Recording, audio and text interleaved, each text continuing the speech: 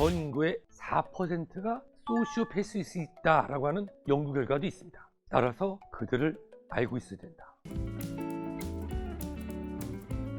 남을 이용하고 거짓을 일삼아서 성공을 쟁취한 사람, 이런 사람들이 존경받나요? 아니죠. 우리 사회는요, 이 양심하고 배려, 또 봉사를 하는 이런 마음가짐이 칭찬받는 사회적 분위기입니다.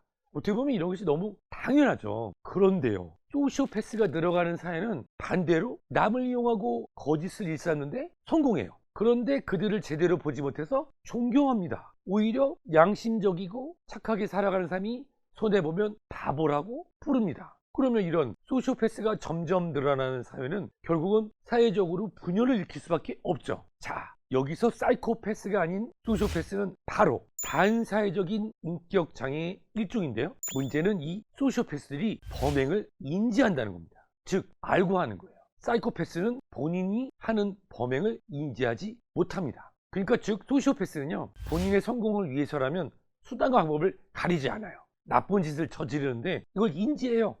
나쁜 일이야? 하지만 나의 성공을 위해서는 양심의 가책을 받지 않아. 자, 그렇다면 이 소시오패스의 예가 바로 누굴까요? 드라마 추적자, 많이들 보셨죠? 이때 배우 김상주 씨께서 연기했던 인물 강동윤이 바로 소시오패스의 예입니다. 김상중 씨가 연기했던 강동윤이라는 인물 아주 특이합니다. 평소에 보면요, 너그럽고 관대하기가 너무너무 좋아요. 그런데 딱 본인의 성공을 위해서는 비도덕적인 행동을 꺼리낌 없이 합니다. 심지어 살인도 하고 살인을 교사하는데 문제는요, 자신의 행동을 스스로 합리화하면서 후회도 안 하고 죄책감을 느끼지 않습니다. 영화 케빈에 대해서 나오는 이 케빈이라는 캐릭터도요, 정말 아무도 몰라요. 다른 사람들 앞에서는 너무너무 착하고 순종적인, 마치 순한 양이라고 할까요? 그런데요, 본인을 낳아준 엄마 앞에서는 충동적이고 공격적으로 변하는 이중적인 모습을 보입니다. 또 역사 속에서도 우리가 쉽게 찾을 수 있는 대표적인 인물들이 있습니다. 누구냐고요? 세계 2차 대전을 일으켰던